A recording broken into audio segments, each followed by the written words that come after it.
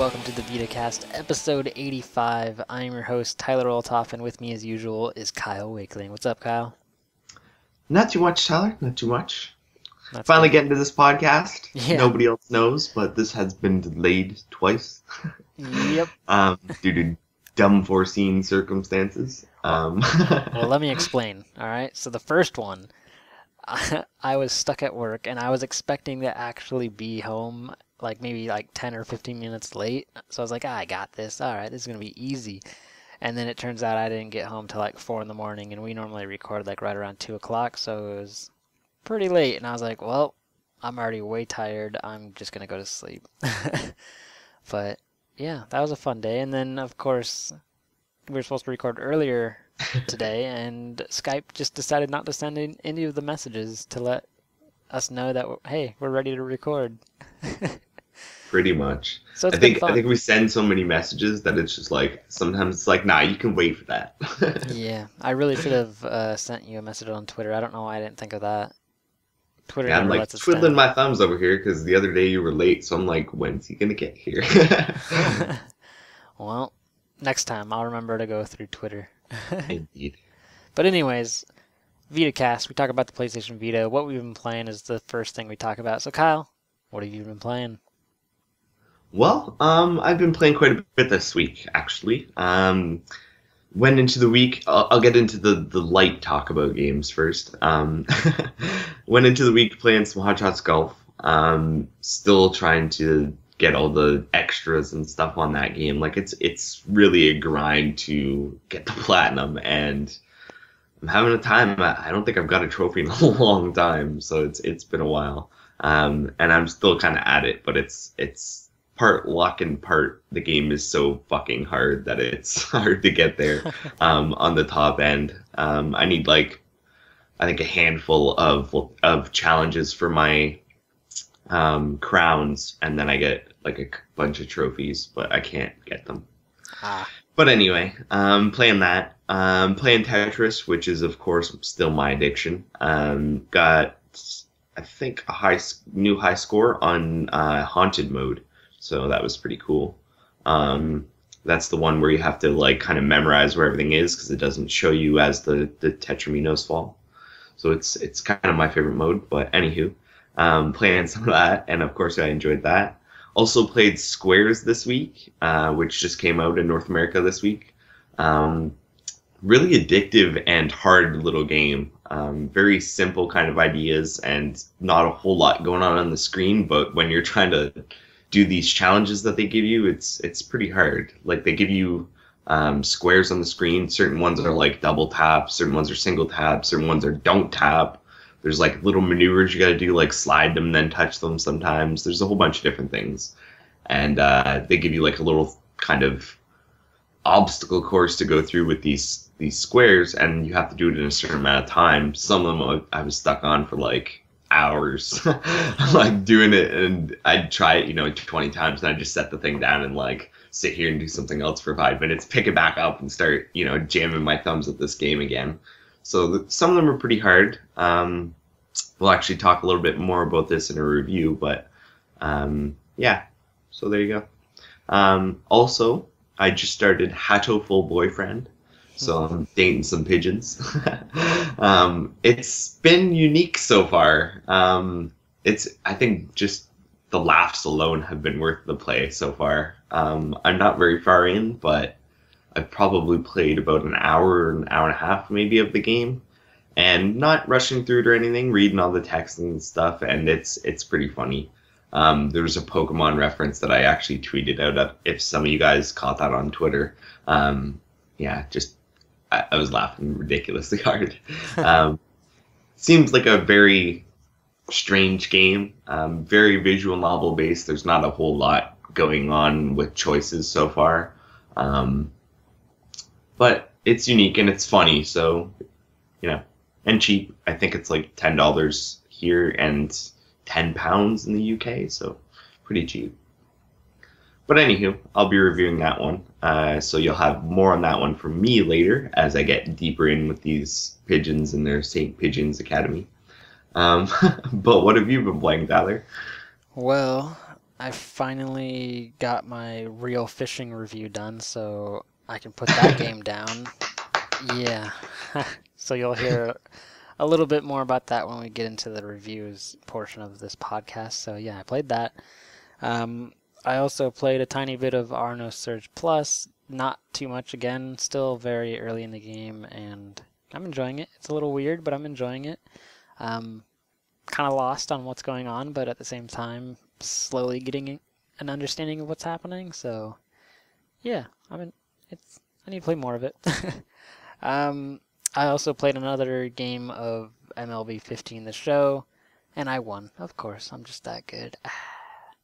Did you dive into the wall, though, Tyler? I did. I didn't have to, like, my pitcher Oh, actually just... skills! Well, they never hit the ball. I was just doing too good. Anyways. Oh, so you negated the need to even run for the wall. Exactly. Or they hit a home run, man. so I was just like, well, there it goes. So, yeah, I played a little bit of that. And then I also played some Deception 4, The Nightmare Princess. Not a whole lot, like maybe 6 missions or whatever, and it's more of deception. So if you like that trap setting game and watch some hilarious people getting hurt by these said traps, then this is the game for you. To me, it wasn't super exciting. Like, there's a couple moments where I was laughing because of just the stupidness of the traps and how they would react to them. But, I mean, I don't know. I couldn't see myself playing, like, another 20 missions of the exact same thing. So I was like, well, all right. So there, yeah. And then I also played Squares like you did, Kyle, but I don't think I played as much as you did. But it's definitely really hard, and you can be stuck on a level pretty easily if you are not doing the right things. So, yeah, I think that's it, I believe. Hold on. Yep, that's all. But now that real fishing review is done, I can catch up on maybe a couple games. We'll see. You never know. Nice. So let's jump into those reviews, and I'm going to take the first one. That way I get my real fishing review, and I can talk about that. So first up, we've got 2013 Infected Wars, and that was reviewed by Liam, and he gave it a 1.8 out of 5. And he says, quote, 2013 Infected Wars is one of the weaker digital titles to hit the PlayStation Vita. It's too obvious at times that this is merely a port of an iOS game, and an old one at that. I'd recommend looking elsewhere for a cheap and enjoyable experience, end quote. Well, he did not like it. It doesn't sound like it. So, I don't think you ever picked this one up, right, Kyle? No, I didn't, but I know you did. I so did. Why don't you tell us what you thought about that? I actually thought it was okay. Like, it definitely wasn't anything like that wowed me. Like, I wasn't like, this is the best thing ever. But, I mean, it was a nice little time killer, and got to kill some zombies. But it definitely is an iOS feeling game. The zombies are very predictable and kind of boring, and I mean, they're just not exciting. But I mean, if you just want to kill some zombies and run around, then hey, there you go. But be careful though. I mean, it's your money, so. If you want an alternative to that game, something along the same lines but not the same thing is Duke Nukem 3D, and that's a pretty good game. Yeah, that would probably be a much better bet than this one. So, yeah, there we go. Next one, Kyle, you want to take it? Alrighty. Our next review was done by Zach, and he did Geometry Wars 3 Dimensions Evolved. He gave it a 4.4 out of 5, and he says, quote, Geometry Wars 3 is one of the best twin-stick shooters on the Vita. Even with some minor flaws, it warrants a buy for fans of the genre. So, high praise there from Zach. I haven't played this one yet, though I did tag it for download. What about you, Tyler? Nah, this one's just, I don't know, not my style. It looks like it could be interesting, but I'm too busy with all these other games that I'm not too worried about grabbing this one. I hear you. So yeah, you'll have to let me know, Kyle, if you ever play it, what you think of it. I will. But hey, Zach gives it a great review, so we might be missing something. Well, I'm not generally into twin stick shooters. I usually play one here and one there. But if it's a 4.4 to 5, might warrant me, giving it a try. Yeah. Well, let's move on to the next review. We've got quite a few reviews here, so let's do the next one. Whispering Willows, which was reviewed by Brad, and he gives it a 2.8 out of 5. And he says, quote, Whispering Willows is an interesting adventure game that is over much too quickly. The story takes some time to get going, and the pacing is a bit slow throughout. Just as things start to get exciting, the end credits are soon rolling. The game mainly falls flat and never achieves to be anything more than a pleasant ghost story, end quote. That's a little disappointing, because this was a game that I think both of us were slightly interested in, but it doesn't seem like it's worth it. Yeah, it seems so. It might be one of those things that I pick up in like one of those deep flash sales or something just to give it a go. Yeah. Because it seems like it's not, 2.8 isn't a horrible score or anything. It's No. actually like a mid-range score, but with all these games, I've been mostly putting my time into stuff that's got, a little bit higher praise for it. Right. Just to kind of get things done. But yeah, I would pick it up probably if it was in like a flash sale or something like that. I'm just not into paying the full, I think, $10 or $12 for it. Yeah. Well, I think it's actually on sale right now on PlayStation Plus. I think it was like 12 for 10 on PlayStation Plus. Like that's why I was saying 10 or 12 bucks because I think I saw those two prices. Yeah, it's $10 right now on Plus, $12.50 without Plus. When it hits, sub $5, that's when I'll Yeah. figure out. I guess the good thing though is if the story's somewhat over quickly, then maybe you could just get through it really easily and go, all right, well, that's another game done. All right. Yeah, trophy hunting or something. Yeah. But yeah, definitely read the full review if you are interested in this game. So next one, Kyle. All right, moving on. Our next review is one kind of talked about earlier, and that's Squares, and it was reviewed by Zach, and he gave it a 3.6 out of 5, saying, quote, Squares is a fun, challenging game that is worthy of your time. As long as you don't expect it to hold your attention after completion, you won't be disappointed in the experience, end quote. So basically what he's talking about there is the fact that the game has 91 levels, and kind of when you're done those 91 levels, the only other thing to do is make your own levels, which only you can play right now. So I can understand where he's coming from when he's saying that the game has sort of a limited lifespan as far as, your time going towards it, because you kind of get to a point where you're like, okay, what am I even doing anymore? But at the same time, we reached out to Leap Games, and they said that they're actually adding support for your own levels being uploaded so other people can play them. So that'll be coming in the future. And even though it's a 3.6 out of 5, I'd recommend you get it because it's a pretty good game. Yeah. Well, all right. Let's go to the next one. And this one's my review, and it is Real Fishing. Not a pretty good game. Yeah. Real Fishing Masters Challenge. And I gave it a 2.3 out of 5. And I said, quote, Real Fishing Masters Challenge did nothing to hook me. I found myself bored within the first few missions, and it just dragged on throughout my whole time with it. If you're really into fishing, then maybe you can find some joy in this one, but as it stands, I won't recommend anyone dive into this one. And I couldn't say it better myself. Very true, very true. Yeah, I mean, it's just like that summary is basically all you need to hear is the game doesn't do anything to really challenge you. It bores you right out of the gate. Like the first couple missions I played, I was like, okay, here we go. Let's catch some fish, and it was just like, great. This is the rest of the game. And yeah, it just not my cup of tea there. But if you're really into fishing, you can kill some time, I guess. But I'm not, so yeah. I don't think Kyle's would ever pick this up, Kyle, right? Yeah, I probably wouldn't. There's that Let's Fish Hooked On game that's like an anime version of fishing. Yeah. I'd probably pick that up before I picked up real fishing. Yeah. Just because, yeah, I enjoyed, Let's Golf. Yeah. So Let's Fish is probably better than real fishing. Yeah, I mean, they also tried to put like a story into it, and it was just so awkward and lame and weird.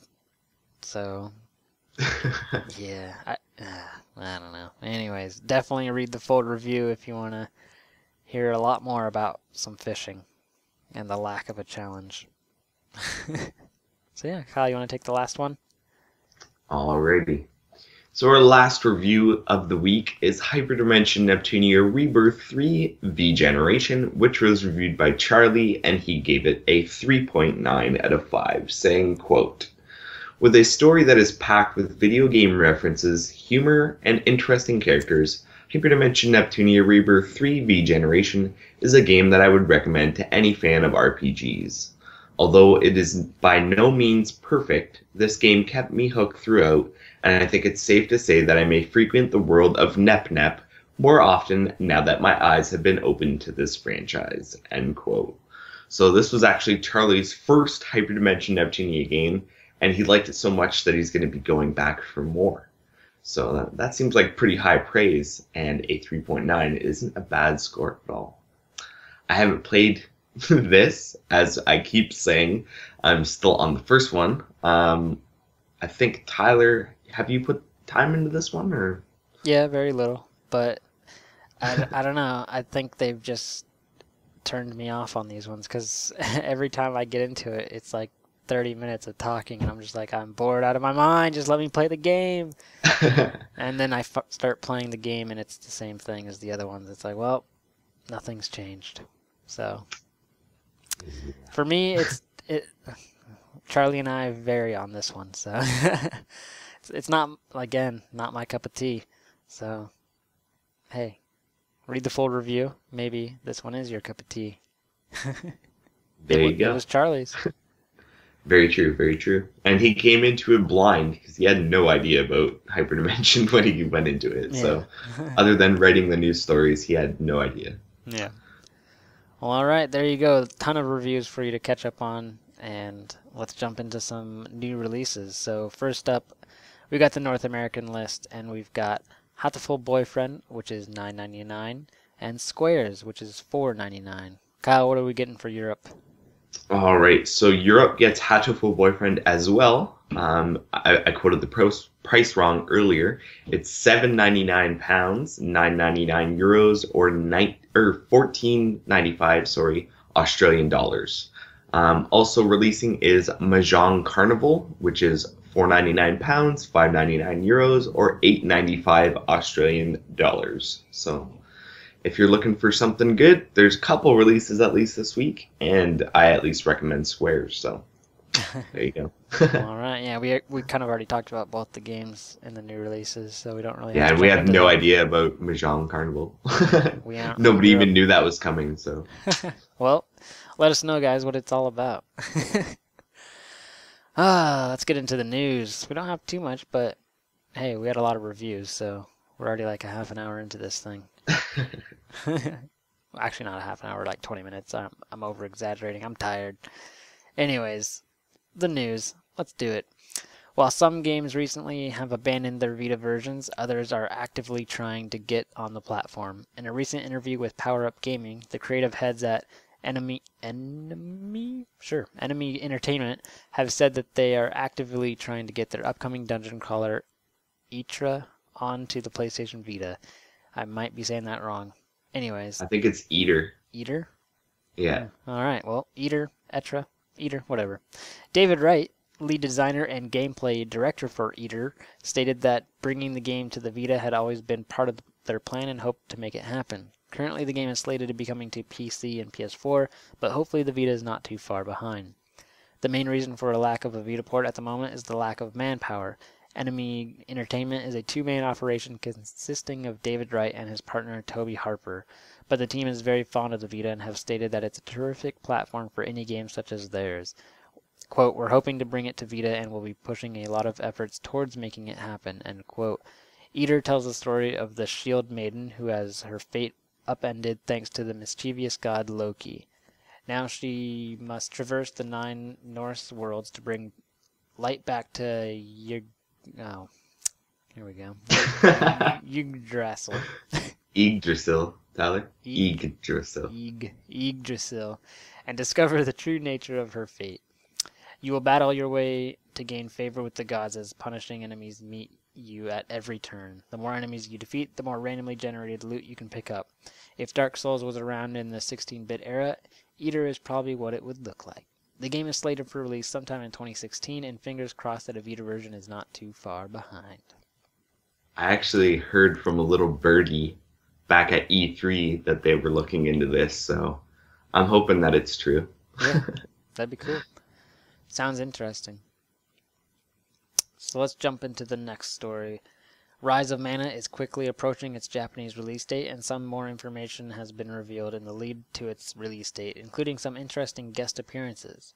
So if you haven't guessed yet, Rise of Mana is part of the Mana series, which contains the classic Sword of Mana, and in order to maintain the series' roots, the game will feature some new bosses which are actually characters from the JRPG classic. Randy, Prim, and Popey all appear in a boss battle which will net players a Defender Sword as a reward. The characters also appear as SR rank pets, which are essentially unlockable support characters that you can buy.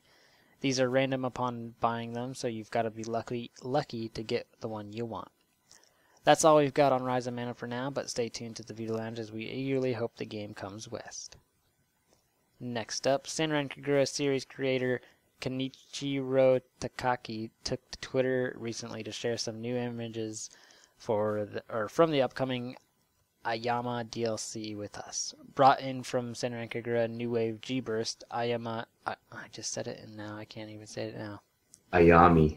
Ayami is reportedly a character that is made for beginners and doesn't really come with any unique features, taking quite a few cues from Katsuragi if the photos released are any indication. That said, any new characters or DLC is always a good thing, in my eyes, especially if reasonably priced, and you'll be able to download her add-on for 600 yen when it releases in Japan sometime later this month. Oh, there's more to it. That was weird. Anyways, we've also heard that the Dual Flowers Provision Chronicle story mode has been confirmed for release alongside the Ayami DLC and will be free for the first 10 days. This new story mode will focus on 2 characters while having 11 different gameplay options depending on which ladies you pair up. Senran Kagura Estival Versus is already available in Japan and will be coming west to North America sometime this winter. No European release has been confirmed, but we're pretty sure it's in the cards. Oh yeah. Moving on. Never Alone, the game that is part puzzle, platformer, and part documentary, has been announced as coming to the PlayStation Vita this fall. The game stars an Alaskan girl named Nuna who befriends an adorable Arctic fox. Together they must help each other as they traverse the snow and ice of harsh Alaskan winter. It's a retelling of an indigenous Alaskan tale about how a young girl went out to discover the source of an eternal blizzard. Players switch between playing as the girl and the fox to utilize each of their unique abilities in order to solve various environmental puzzles. Never Alone was also conceived to be a learning tool, and as you progress through the game, you unlock various documentary videos which prove to be almost as entertaining as the game itself. These short videos highlight aspects of the Alaskan culture and how the people would hunt and live in order to survive in such a harsh climate. The game originally launched last fall on various other platforms, but will now be arriving on Vita this fall. We'll have more information on the launch when it becomes available. I remember last year at PAX, I bugged them about this coming into Vita, so just it's because of us. No, I'm just Tyler did it. Yeah, I talked to them. I was like, "So Vita," and they're like, "We're thinking about it," and I was like, "Do it." So hey, awesome. I'm excited.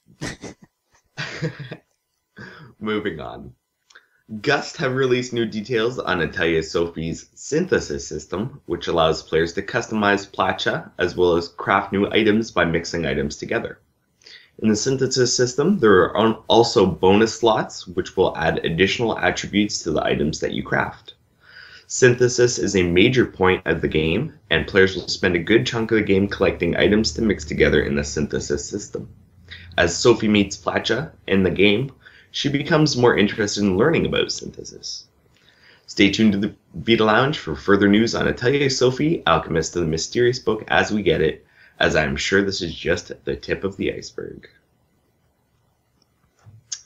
Next up, Silicon Era is reporting that Vanillaware, creator of the excellent Vita titles Dragon Crown and Murmrosser Rebirth, is teaming up with Atlas again to bring its classic title Odin Sphere to PS4, PS3, and Vita under the name Odin Sphere Leaf-Thrasier.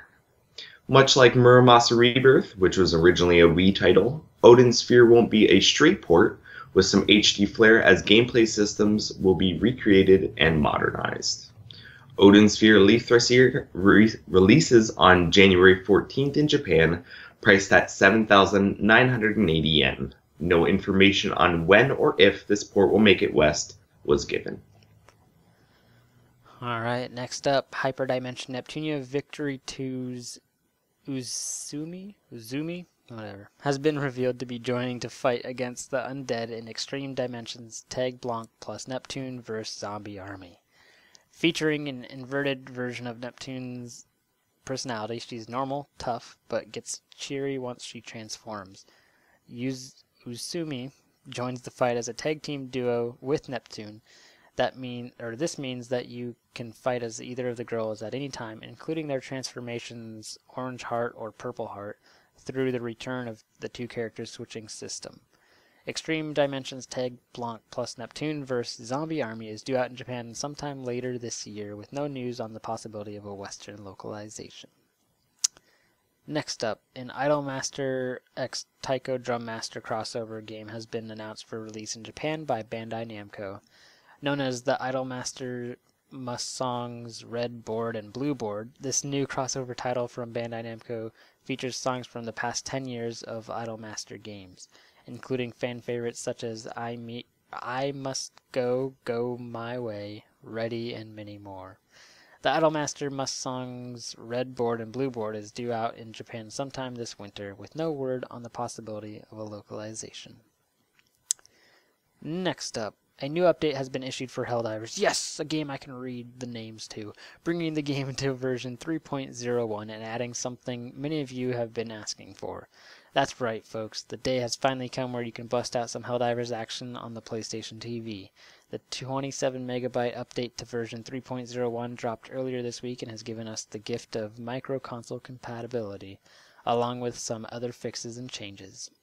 So they added ranks 28, 29, and 30, new visual customization set awards at level 28, 29, and 30, PlayStation TV support, and fixed issues with people not being awarded their extraction stars, various host migration issues, issues with the arc shotgun not counting accuracy, various crash issues, game stability should be improved, and various other minor fixes.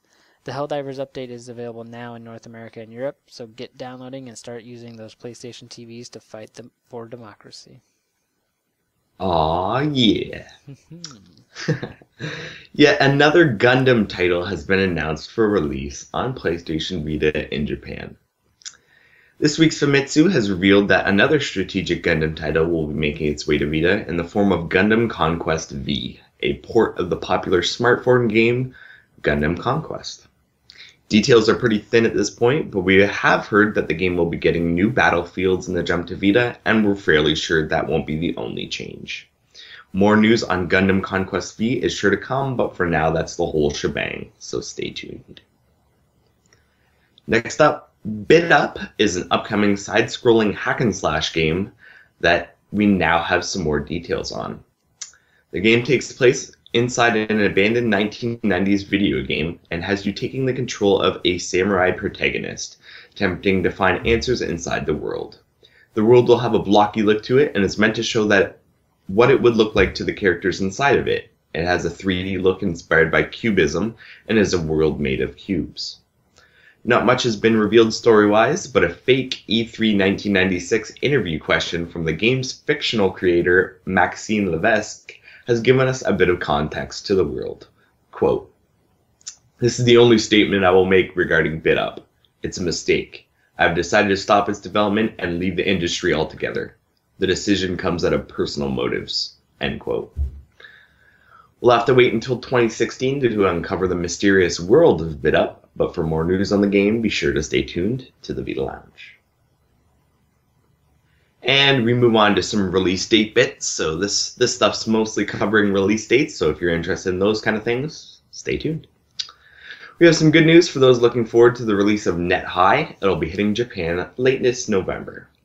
For those who don't know, Net High is a game where players are put into a not distant future, one in which Japan has become a dystopia, and citizens must use government-mandated social network to succeed in life and prove they are living a healthy lifestyle. However, it is known that some users abuse the network, making fraudulent portrayals of real life on it. In the role of the player, your goal is to expose their fraud and humiliate them. Playing as Ureshi, the man tasked with investigating these cases, the game progresses in two ways. First, you must gather information on the social networking site, and then you will engage in flame wars to expose his truth. If Net High is you itching to expose frauds, be sure to keep an eye out for more information. That's such a weird sounding game. It is. Anyways, next up, have you been following the development of Nova 111? We have, and we can now reveal that the sci-fi adventure title will be landing on August 25th. Developed by Functronic Labs and brought to the PlayStation by the awesome team at Curve Studios, Nova 111 is a turn-based adventure title mixed with a twist of real-time action. In your quest to restore the flow of time, you will explore alien worlds and defeat fiendish alien creatures, all in the name of science.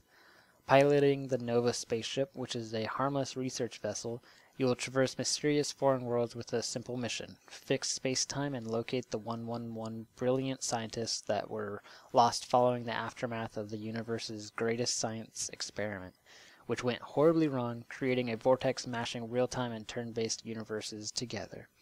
Nova 111 features include innovative gameplay, clever mix of turn-based and real-time gameplay, beautifully crafted planets, each with its own unique enemies, environments, and strategies, strategic combat, I'm cutting out right here, fight smart brains beat brawn, mind-warping puzzles designed to melt your brain, cool abilities like the time stop to bend time to your will, ship upgrades, collect upgrades and modules for your ship, dynamic soundtrack, music suited to your playstyle, science, because who doesn't like scientific progress? That's all we've got for now, but we will be sure to bring you more news and a review closer to the release. Been wondering whether Europeans would be getting a slice of the action with Super Beat Exonic? Well, wonder no more, as the game has been confirmed to be coming to European shores this autumn thanks to publisher Rising Star Games. The successor to the DJ Max series was only originally confirmed for US and Japanese release, but thankfully Rising Star Games have confirmed that the game will come to Europe in both physical and digital formats. Excited? You should be. Alright, and we're at the end of the news, so here we go, guys.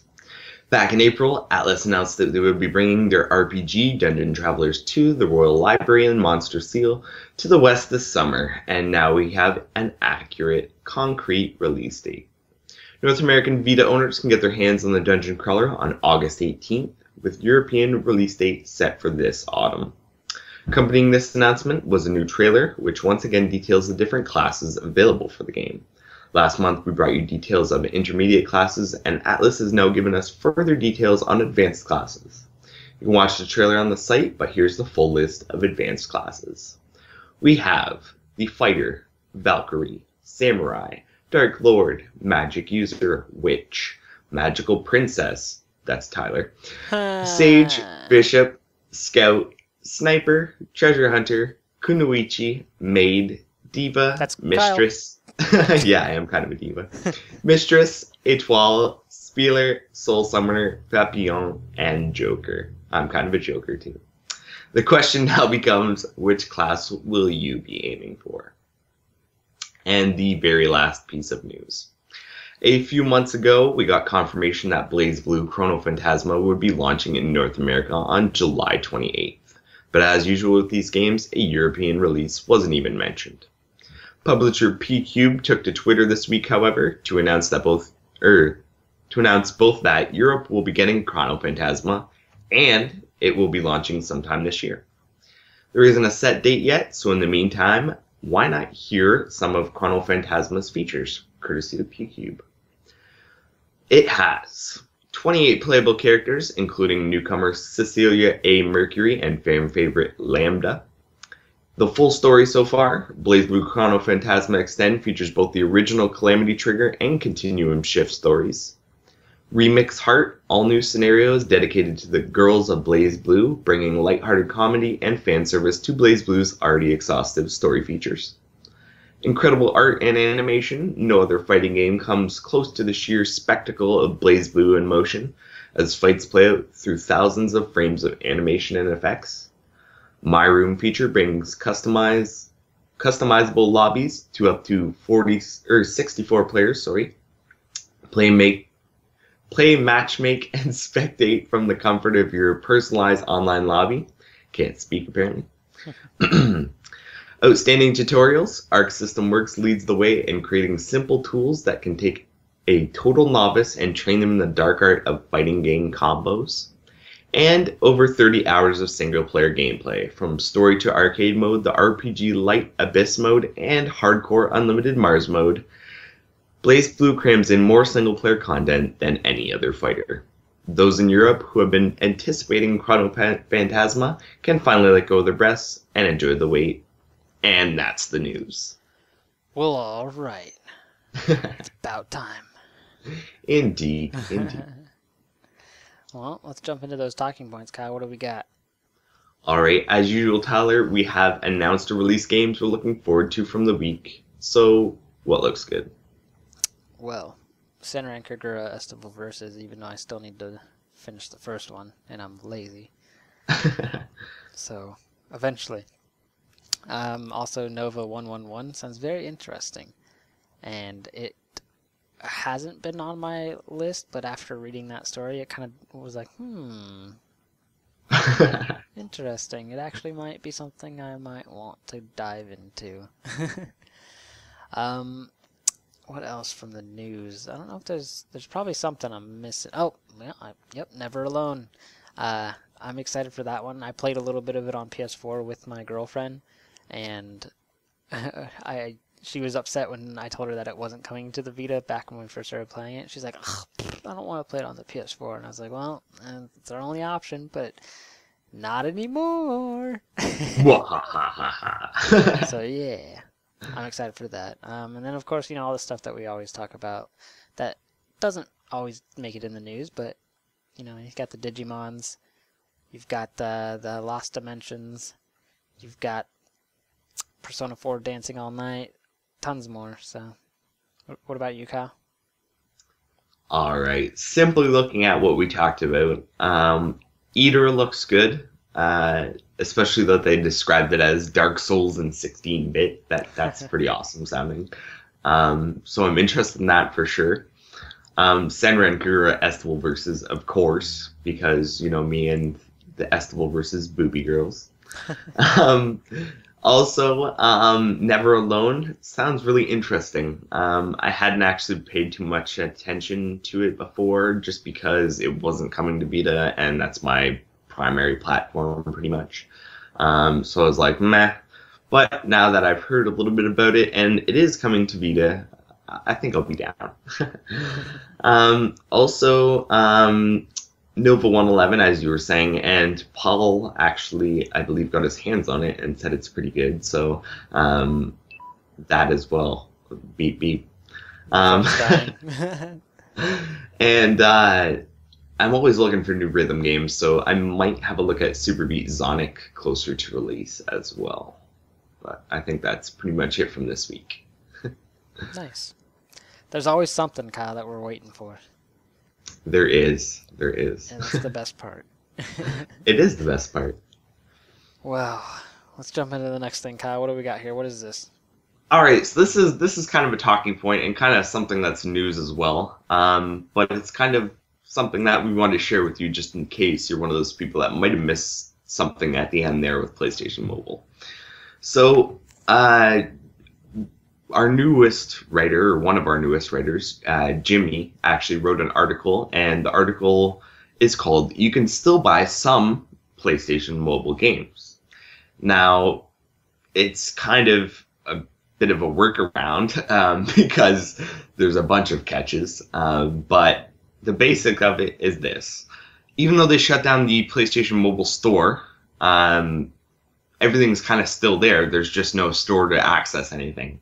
So if you know anybody who's bought PlayStation Mobile games recently and they're in your timeline as your friend, you can actually go to that item on the timeline, touch the icon for the game, and it'll bring you right into that link in the PlayStation Mobile Store, and you can actually buy the game still.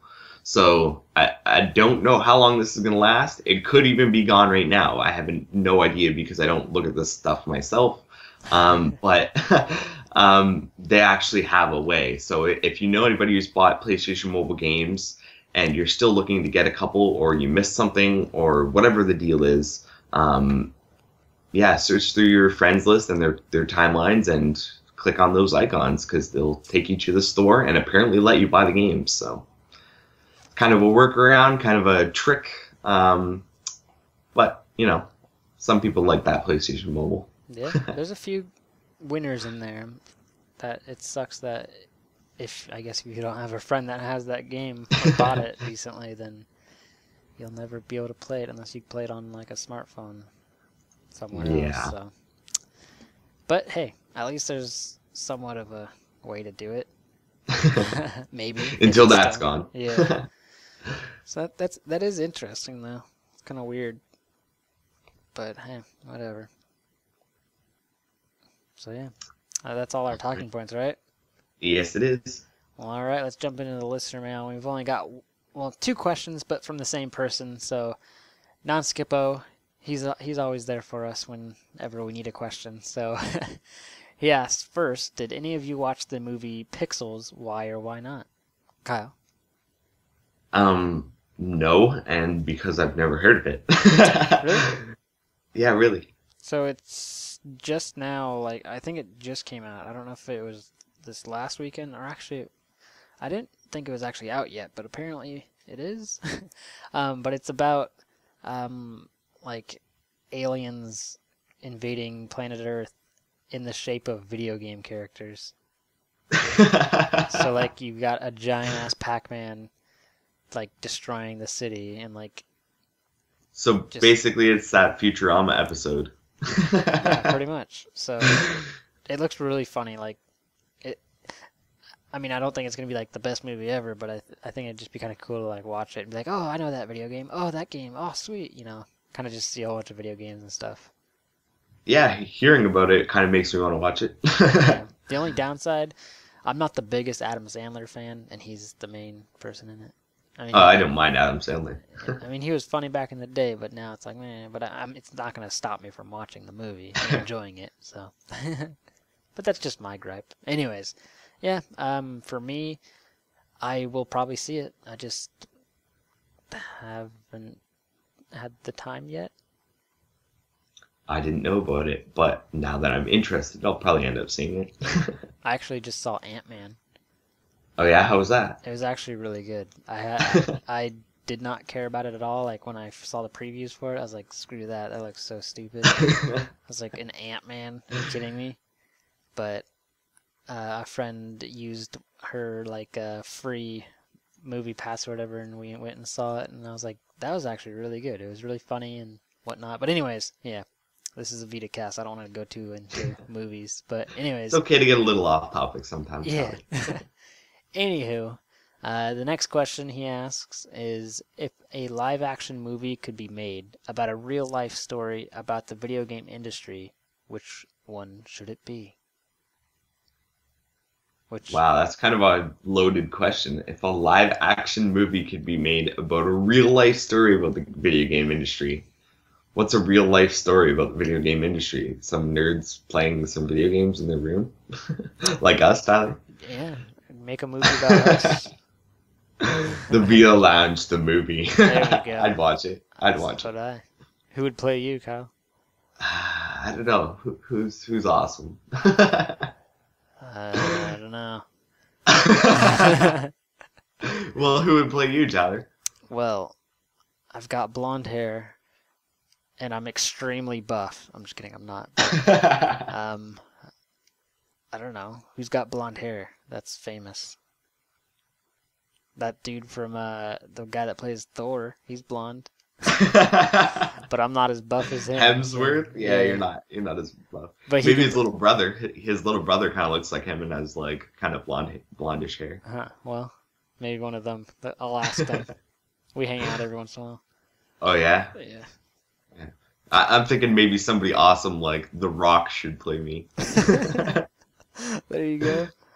Because he's funny and he's tough looking, and I'm not like as tough looking as The Rock, but I'm probably more tough looking than you are. Maybe a little bit, yeah.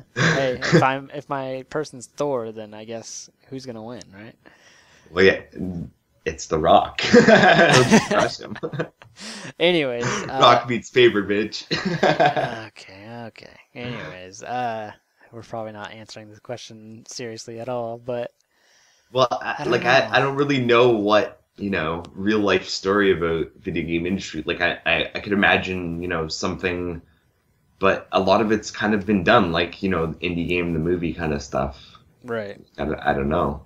Because it is, like, indie gamers and indie, like, people who are developing indie games are probably the best ones to follow as far as an interesting story, because the farther kind of up you go in ranks, like if you go to Ubisoft or something like that, it's very, little teams of doing this and that and the other thing. Like, how would you do a movie about that? It's like, okay, these people over here are working on this kind of, coding for this part of the game, and these, like, it's not, there's no cohesion. Whereas, like, if somebody who's an indie developer is working on a game, they're kind of doing it piece by piece and building something, instead of it's all the pieces are scattered and it kind of comes together at the end.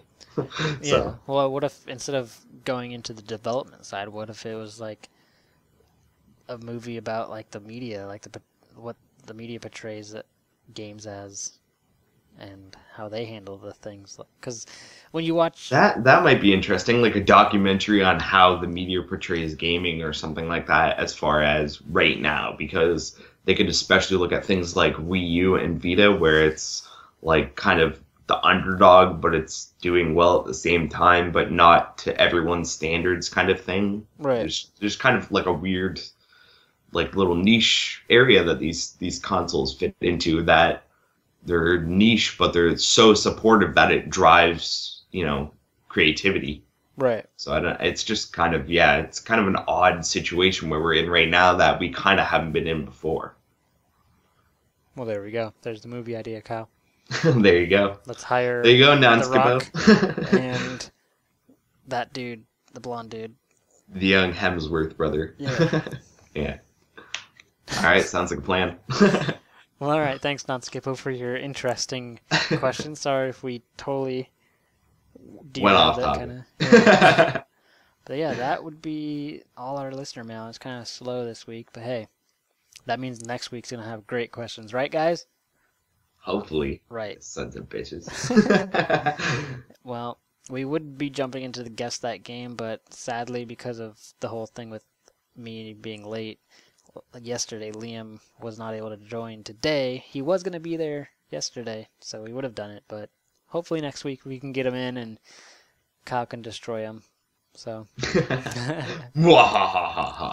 so yeah, we're going to go to the next thing, which would be Check This Out. And this is where we choose a game or some type of thing related to the Vita that we think you should check out. So the game I'm going to suggest came out somewhat recently. It was actually last month, and I reviewed it.